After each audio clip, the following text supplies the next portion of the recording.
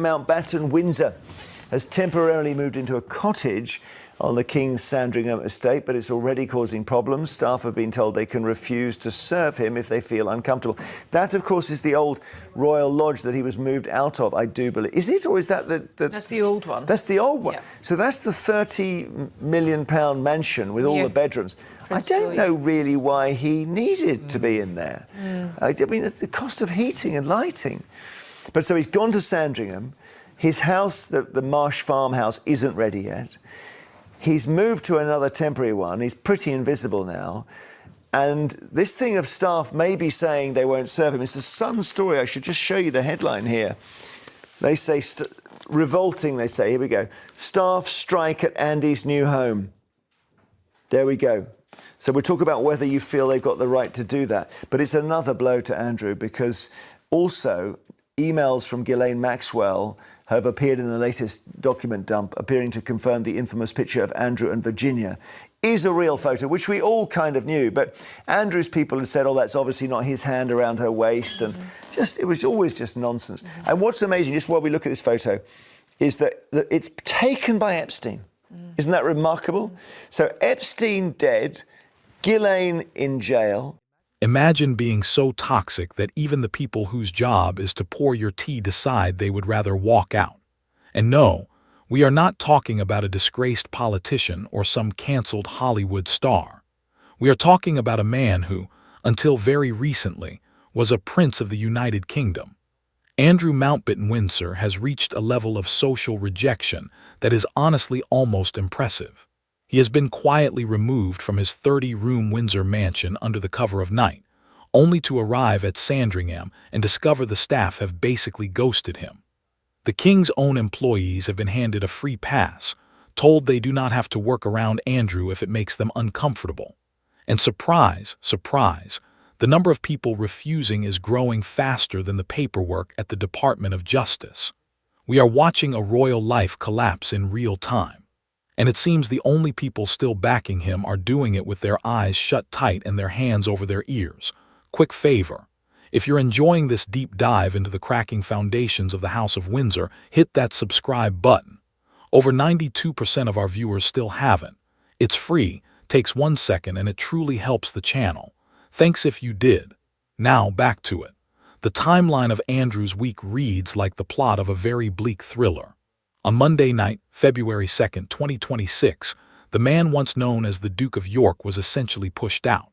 There were no cameras, no ceremony, no royal send-off, just a removals van spotted at the Royal Lodge gates and a late-night drive to Norfolk.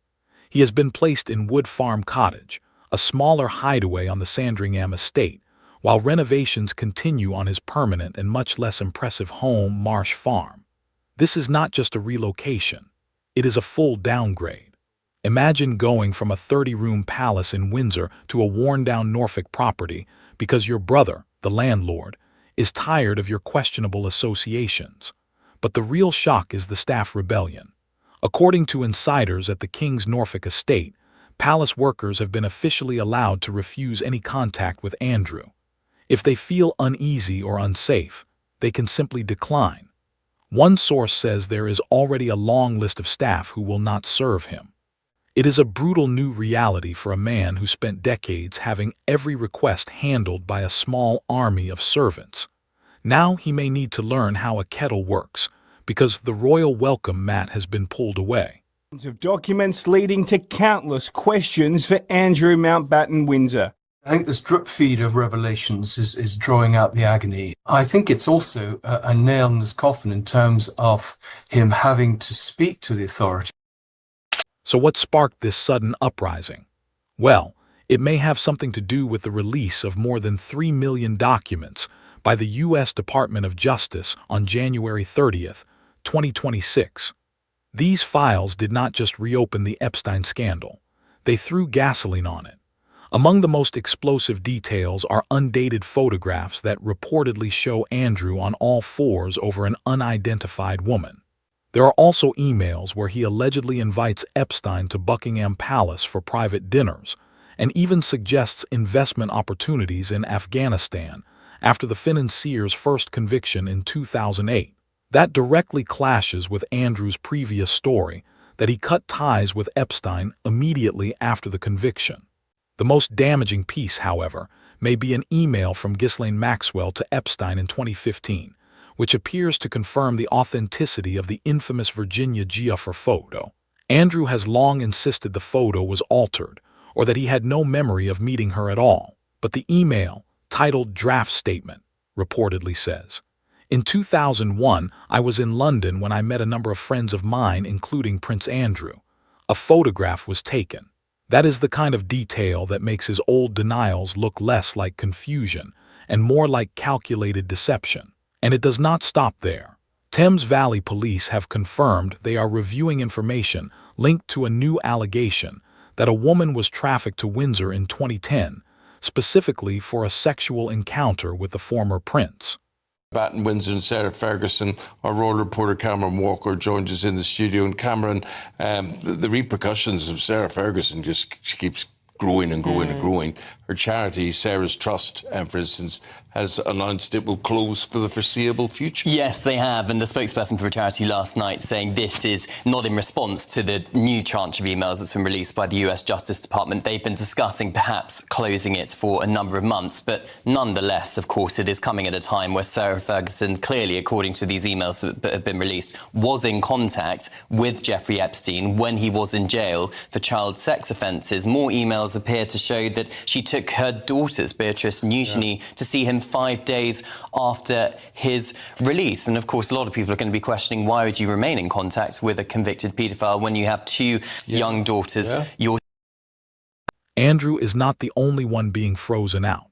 His ex-wife Sarah Ferguson, now simply Sarah Ferguson after the king requested her titles be removed, is reportedly planning a temporary move overseas to reassess her life. She is essentially without a home after being pushed out of Royal Lodge. And unlike Andrew, she has not been handed a permanent farm cottage to retreat into. The Epstein files were just as brutal to her, revealing emails where she referred to the convicted predator as her supreme friend and praised his kindness, even calling him the brother she always wished she had. The fallout has been so intense that Sarah's Trust, a charity she founded to support women and children, announced on February 3, 2026, that it would shut down indefinitely. PR specialists say her only real shot at survival is to vanish completely from public view.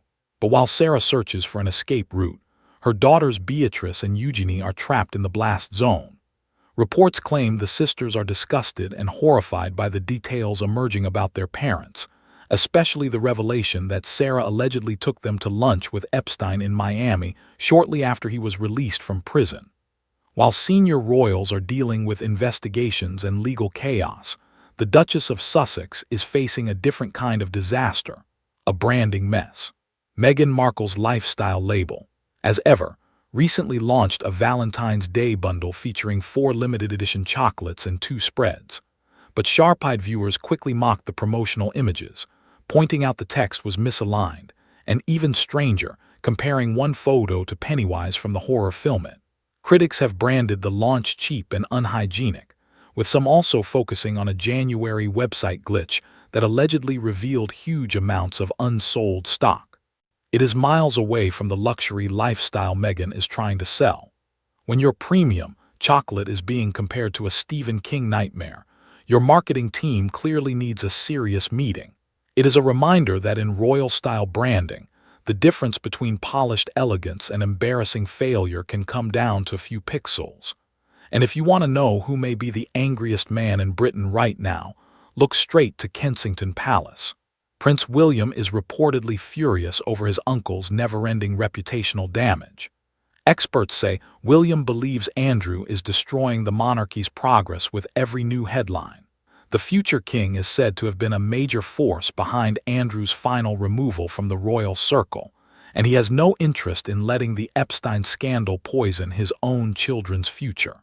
The images of Andrew smiling and waving from his Range Rover in Windsor on February 3rd, only days after the latest files were released, reportedly pushed William over the edge. To the Prince of Wales, it showed a shocking lack of self-awareness. He wants Andrew gone, quiet, and permanently out of sight.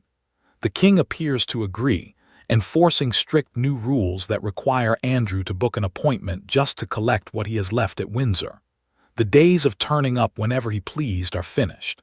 Andrew is now a visitor in his own past, needing permission and an escort to step back into his former home. Amid the ugly headlines and title stripping, the Princess of Wales delivered a rare moment of real humanity this week. To mark World Cancer Day on Wednesday, February 4th, 2026, Catherine shared a personal video describing the fear and exhaustion she experienced during her own cancer battle. She spoke about how recovery is rarely a straight line and expressed deep support for those still fighting. Catherine, now in remission after her 2024 diagnosis, used her platform to remind patients they are not alone. This is exactly the kind of work William is desperate to protect.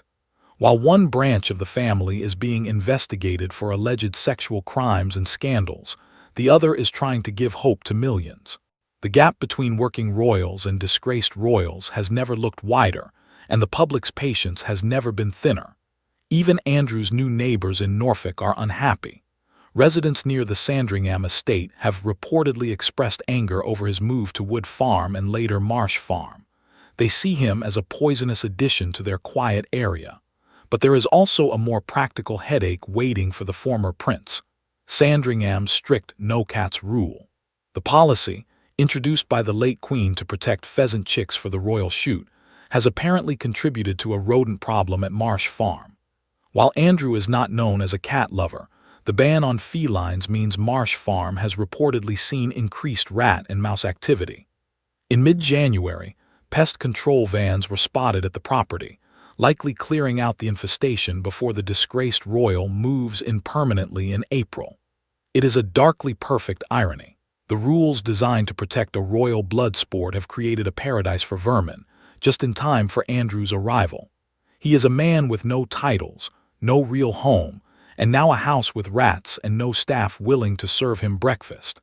Inside the family, the tension is just as toxic. Princess Eugenie is reportedly furious at being dragged into the scandal, especially after emails surfaced showing her mother discussing her personal life with Epstein. A friend claims Eugenie is devastated and has distanced herself from her father for self-protection. Princess Beatrice, meanwhile, is trying to balance two worlds, supporting her parents privately while protecting her standing among the working royals. The king has reportedly made his position clear. He was said to be unimpressed by Andrew's public horse rides and cheerful waving during the peak of the Epstein document release. By forcing the move and stripping titles, Charles is signaling that the Andrew problem is being handled with cold precision. The former prince is being removed from the monarchy's public face slowly, but relentlessly, one humiliation at a time. Whether it is the midnight removals van or the Sandringham staff refusing to serve him, the message is unmistakable. The party is finished. Can Sarah Ferguson recover?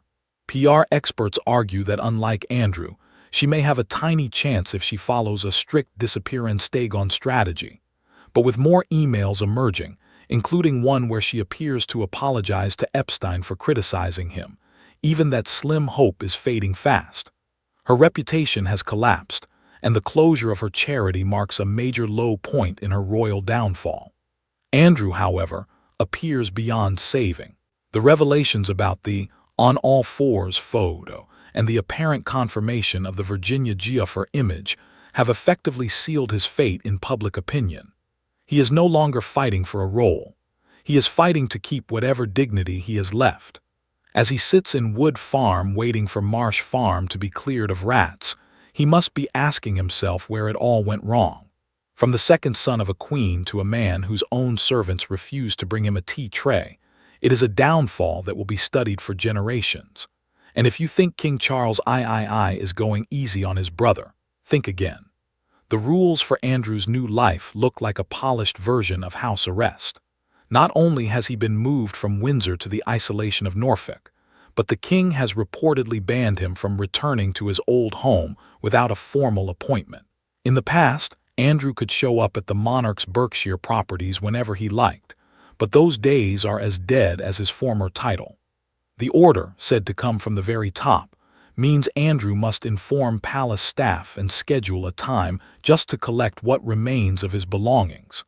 It is the kind of administrative humiliation that shows how completely trust has been destroyed. The king was reportedly furious about photos of Andrew riding around Windsor as if nothing had happened while the Epstein files dumped millions of pages of disturbing claims.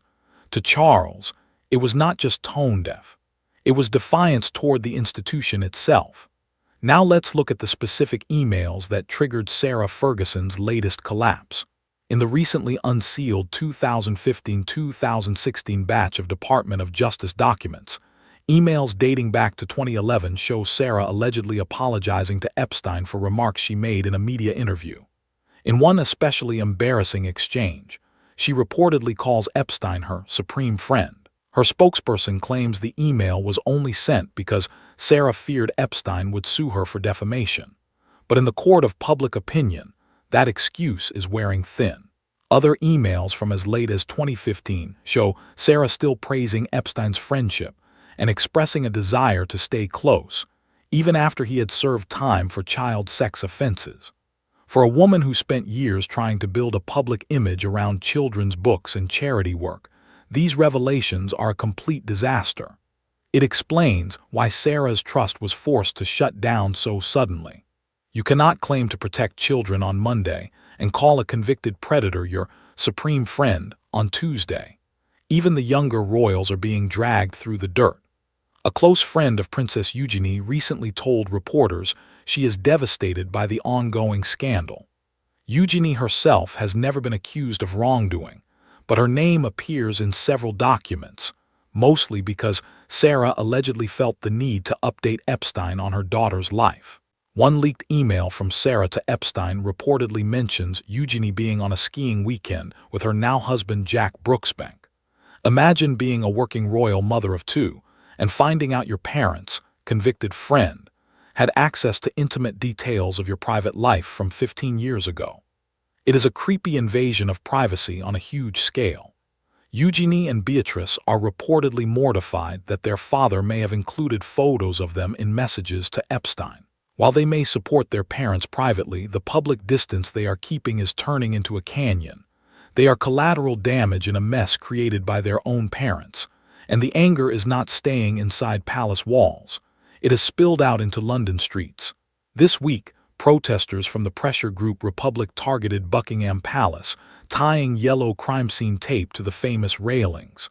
Their message was blunt: "Charles, what are you hiding?" The group is demanding full disclosure about royal connections to Epstein and a public inquiry into why Andrew was protected for so long. The crowd was not huge, but the image of police-style tape on the gates of monarchy headquarters is a PR catastrophe. Republic is calling for investigations into claims of trafficked girls visiting Andrew and why palace funds were allegedly used to settle a multi-million-pound lawsuit. For the king, who is trying to sell a modern, slimmed-down, ethically cleaner monarchy, those crime scene visuals are a constant and painful headache. The more the Epstein files reveal, the more the public asks why the royal outcast is still being housed on the king's estate at all. And the move to Sandringham has not exactly been welcomed by locals. Residents in the quiet villages nearby, including areas like Wolferton, have reportedly expressed fury over Andrew being relocated there.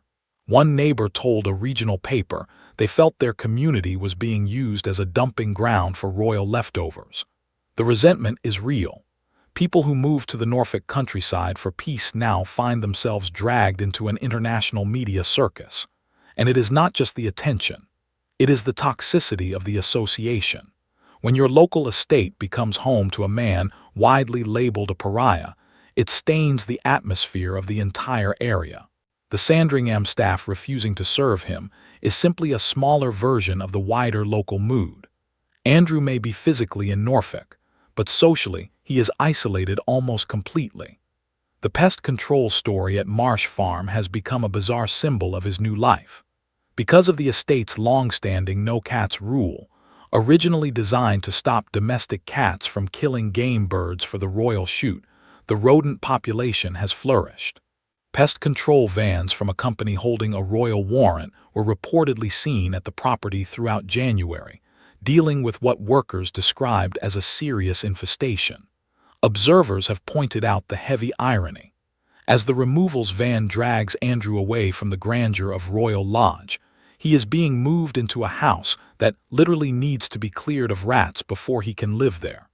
The metaphor practically writes itself. The property now has tall wooden fencing and a new CCTV system, making it feel less like a farm and more like a high-security holding pen. If Andrew was hoping for a fresh start, he has found one that smells like mothballs and rodent poison. Reports from Kensington Palace suggest Prince William is not only furious, he is taking action. The future king is reportedly planning his own decisive steps to ensure the monarchy is cleaned out before he eventually takes the throne. Sources claim William wants to clear out every lingering scandal, with Andrew being the biggest obstacle in his way. The Prince of Wales is said to have seen the specific DOJ photo described as Andrew on all fours, and it reportedly sent him into uncontrollable rage. To William, every day Andrew remains in the headlines is another day the monarchy's long-term future is damaged. He is increasingly viewed as the family hardliner, pushing his father to be even harsher with the disgraced former prince. William's message is clear. The monarchy's good work will not be destroyed by one man's past. While Andrew settles into Wood Farm, Sarah Ferguson is looking at the exit. Sources claim she is preparing to travel abroad to think and plan her next move. With no titles, no home, and a charity that has shut down, her options in the UK are close to none. Some believe she may stay with Princess Eugenie in Portugal, while others think she is considering the United States or Italy as a longer-term base. For Sarah, the latest Epstein documents were humiliation beyond anything before. Her spokesperson says the emails were written out of fear, but the public sees a woman who stayed close to a predator for social and financial reasons. Her time abroad is being interpreted as a graceful disappearance before more ugly emails surface. Whether she can ever return to public life is a question that currently has a very grim answer. We are now watching the final painful stage of a royal dismantling. From the midnight eviction at Royal Lodge to the staff rebellion at Sandringham, Andrew Mountbatten-Windsor is living through a downfall that is as complete as it is public. He is a man with no servants, no status, and apparently no one left to wave back at him from the roadside. The House of Windsor is moving forward, and it is leaving Andrew behind in a small farm cottage surrounded by fences, cameras, and memories of the life he destroyed. The Epstein scandal is a journalist's endless gift and a royal's never-ending nightmare. As work continues on Marsh Farm, Andrew sits in Wood Farm, a temporary resident living a temporary existence. The monarchy may be bruised by his association, but the institution is fighting back, and its weapon is cold exile. Thank you so much for watching. Good day.